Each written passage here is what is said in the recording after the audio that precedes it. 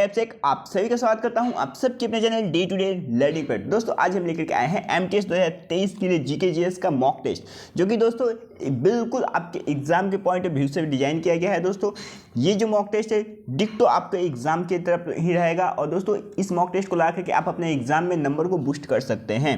तो चलिए दोस्तों आज के हम अपने इस बेहतरीन सेशन का शुरुआत करते हैं। आज का हमारा पहला प्रश्न है, निम्नलिखित में से कौन सा स्मारक कर्नाटक राज्य में स्थित है?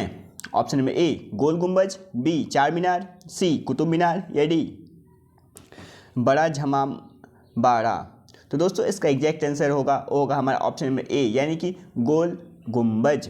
नेक्स्ट प्रश्न दोस्तों हमारा, निम्नलिखित में से कौन सा देश आईसीसी का सहयोगी सदस्य है? Option number A Nepal, B Bangladesh, C Pakistan या डी अफगानिस्तान। तो दोस्तों इसका एग्जैक्ट आंसर क्या होगा? दोस्तों इसका एग्जैक्ट आंसर होगा हमारा ऑप्शन नंबर ए यानी कि नेपाल। नेक्स्ट प्रश्न दोस्तों हमारा, नंदा देवी मेला प्रत्येक वर्ष डैश के महीने में कुमाऊं क्षेत्र में आयोजित किया जाता है? ऑप्शन नंबर ए मई, बी फरवरी, सी सितंबर या डी दिसंबर। तो दोस्तों इसका एग्जैक्ट आंसर क्या होगा? इसका एग्जैक्ट आंसर होगा हमारा ऑप्शन नंबर सी यानी कि सितंबर। दोस्तों नंदा देवी मेला प्रत्येक वर्ष सितंबर के महीने में कुमाऊं क्षेत्र में आयोजित किया जाता है। अगला प्रश्न है, कथन को पूरा करें, सोडियम हाइड्रोजन कार्बोनेट का उपयोग डैश किया जाता है? ऑप्शन नंबर ए बोरेक्स के निर्माण में, बी सोडा एसिड अम्ल अग्निशामक यंत्रों में, ऑप्शन नंबर सी घरेलू प्रयोजन के लिए एक सफाई एजेंट के रूप में, ऑप्शन नंबर सी पानी की स्थायी कठोरता को दूर करने के लिए। तो दोस्तों इसका एग्जैक्ट आंसर क्या होगा? दोस्तों इसका एग्जैक्ट आंसर होगा हमारा सोडा एसिड अम्ल अग्निशामक यंत्रों में, यानी कि ऑप्शन में बी जो है बिल्कुल सही जवाब होगा इसका। अगला प्रश्न दोस्तों हमारा, रमेश सिप्पी को फिल्म फेयर अवार्ड 2020 में निम्नलिखित में से कौन सा पुरस्कार प्रदान किया गया? ऑप्शन नंबर ए सर्वश्रेष्ठ निर्देशक, बी सिनेमा में उत्कृष्टता, C lifetime achievement award, D सर्वश्रेष्ठ मूल कहानी। तो दोस्तों इसका एग्जैक्ट आंसर क्या होगा? तो दोस्तों इसका एग्जैक्ट आंसर होगा हमारा ऑप्शन नंबर सी यानी कि लाइफ टाइम अचीवमेंट अवार्ड। अगला प्रश्न दोस्तों हमारा, 1526 में डैश ने पानीपत में इब्राहिम लोदी को हराया और दिल्ली और आगरा पर कब्जा कर लिया? ऑप्शन में ए मीरान शाह, बी बाबर, सी चंदेल खान या डी तैमूर। तो दोस्तों इसका एग्जैक्ट आंसर हमारा ऑप्शन नंबर बी यानी कि बाबर होगा। दोस्तों 1526 में पानीपत की पहली लड़ाई बाबर और इब्राहिम लोदी के बीच में हुई थी। पानीपत की दूसरी लड़ाई 1556 ईस्वी में अकबर और हुमायूं के बीच में हुई थी। अगला प्रश्न दोस्तों हमारा, निम्नलिखित कथनों में से कौन सा सत्य नहीं है? ऑप्शन नंबर ए हथियारों को कीचड़ और पानी से खेलना बहुत पसंद है, हाथियों को कीचड़ और पानी से खेलना बहुत पसंद है। ऑप्शन नंबर बी हाथी अपनी पूंछ का इस्तेमाल खुद को ठंडा करने के लिए करते हैं। ऑप्शन नंबर सी हाथी दिन में सिर्फ 2 से 4 घंटे ही सोते हैं। ऑप्शन नंबर डी एक वयस्क हाथी एक दिन में 100 किलोग्राम से अधिक पत्तियों और टहनियों को खा सकता है।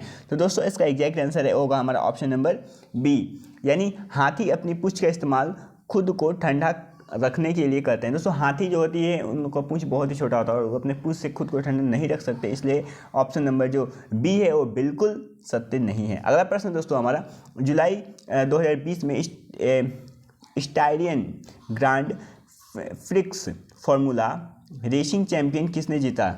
Option number A Lewis Hamilton, B Valtteri Bottas, C Max Verstappen या डी सेबस्टियन वेटल। तो दोस्तों इसका एग्जैक्ट आंसर क्या होगा? तो दोस्तों जुलाई 2020 में स्टार्टअप का जो खिताब था उसको जीता था लुई हैमिल्टन ने।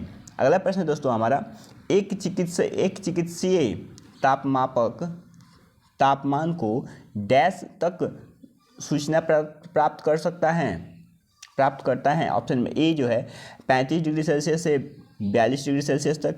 ऑप्शन नंबर बी है 32 डिग्री सेल्सियस से 38 डिग्री सेल्सियस तक। ऑप्शन नंबर सी है 38 डिग्री सेल्सियस से 48 डिग्री सेल्सियस तक। ऑप्शन नंबर डी है 25 डिग्री से 32 डिग्री तक। तो दोस्तों इसका एग्जैक्ट आंसर होगा हमारा ऑप्शन नंबर ए, यानी कि 35 डिग्री सेल्सियस से लेकर 42 डिग्री सेल्सियस तक का बीच का जो डॉक्टरी थर्मामीटर होता है वो यूजेबल होता है। अगला क्वेश्चन है दोस्तों हमारा, नमामि गंगे कार्यक्रम को भारत सरकार द्वारा डैश वर्षों में अनुमोदित किया गया?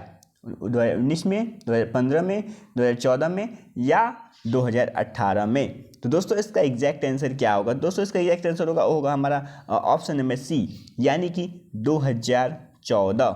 अगला प्रश्न दोस्तों हमारा, दशई डैश का सबसे लंबा और सबसे महत्वपूर्ण त्यौहार है? ऑप्शन में ए श्रीलंका, बी नेपाल, सी भूटान या डी म्यांमार? तो दोस्तों इसका एग्जैक्ट आंसर हमारा ऑप्शन में बी होगा, यानी कि नेपाल। दोस्तों दशई जो है वो नेपाल का सर्वश्रेष्ठ त्यौहार है। अगला प्रश्न दोस्तों हमारा, जब सूखे किशमिश को सांद्र नमक के घोल में रखा जाता है तो वे डैश हो जाते हैं? तो दोस्तों पहले सिकुड़ते हैं फिर फूल जाते हैं। दोस्तों ऑप्शन नंबर बी है सिकुड़ जाते हैं। ऑप्शन नंबर सी है प्रफुल्लित हो जाते हैं, या ऑप्शन नंबर डी है एक ही आकार में रहता है? दोस्तों इसका एग्जैक्ट आंसर हमारा ऑप्शन नंबर बी, यानी कि सिकुड़ जाते हैं होगा।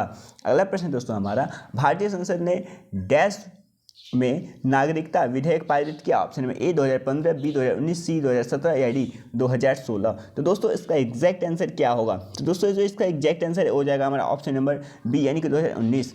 अगला प्रश्न दोस्तों हमारे, निम्नलिखित कथनों में से कौन सा कथन सत्य नहीं है? ऑप्शन नंबर ए सरकार वित्तीय नीति से संबंधित है। ऑप्शन नंबर बी वित्तीय नीति अर्थव्यवस्था में धन की आपूर्ति और ब्याज दर से संबंधित है। ऑप्शन नंबर सी वित्तीय नीति में कर नीति, व्यय नीति, निवेश या विनिवेश रणनीतियाँ और ऋण या अधिशेष प्रबंध शामिल हैं?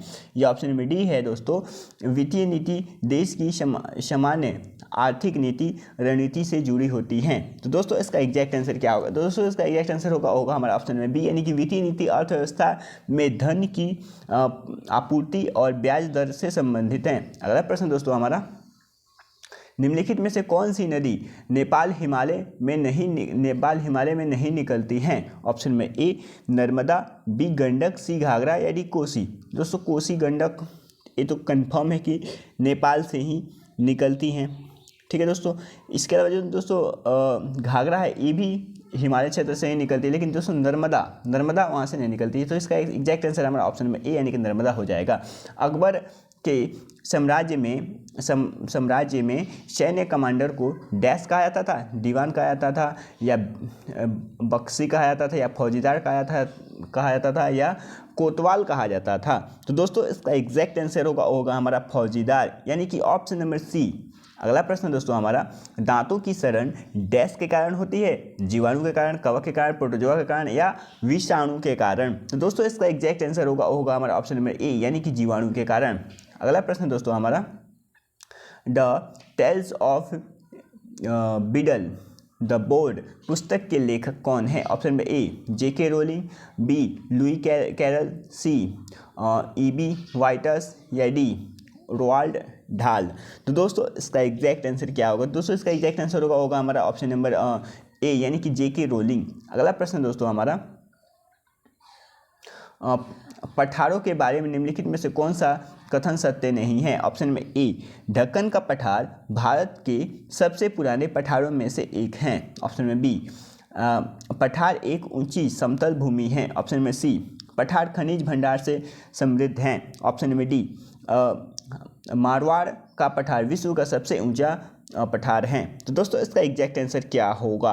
तो दोस्तों जो इसका एग्जैक्ट आंसर है वो होगा हमारा मारवाड़ का पठार जो है विश्व का सबसे ऊंचा पठार है। अगला प्रश्न दोस्तों हमारा, मुर्शिद कुली खान डैश के नवाब थे? ऑप्शन में ए अवध, बी हैदराबाद, सी लखनऊ या डी बंगाल? तो दोस्तों इसका एग्जैक्ट आंसर होगा हमारा ऑप्शन में डी, यानी कि बंगाल। नेक्स्ट प्रश्न दोस्तों हमारा, भारतीय रिजर्व बैंक की स्थापना किस वर्ष हुई थी? ऑप्शन में ए 1935, बी 1947, सी 1932 या डी 1942? तो दोस्तों भारतीय रिजर्व बैंक यानी कि आरबीआई की स्थापना जो है 1935 में हुई थी। तो दोस्तों इसी के साथ हमारा जो अंतिम प्रश्न था वो समाप्त होता है दोस्तों। तो आई होप कि वीडियो आप लोग को अच्छा लगा होगा दोस्तों। प्लीज़ अगर वीडियो थोड़ा भी अच्छा लगा है तो प्लीज़ वीडियो को लाइक करें और हमारे इस चैनल को सब्सक्राइब करें दोस्तों। और इसके अलावा दोस्तों हम तो संडे को लेकर के आ रहे हैं 1000 प्रीवियस ईयर एमटीएस के क्वेश्चंस का, जिससे कि बाहर आप लोगों को एक भी क्वेश्चंस एग्जाम में देखने को नहीं मिलेगी। तो दोस्तों प्लीज़ उस क्वेश्चंस को देखने के लिए हमारे इस चैनल को सब्सक्राइब करें और वीडियो को लाइक करें। मिलते हैं नेक्स्ट वीडियो में। जय हिंद।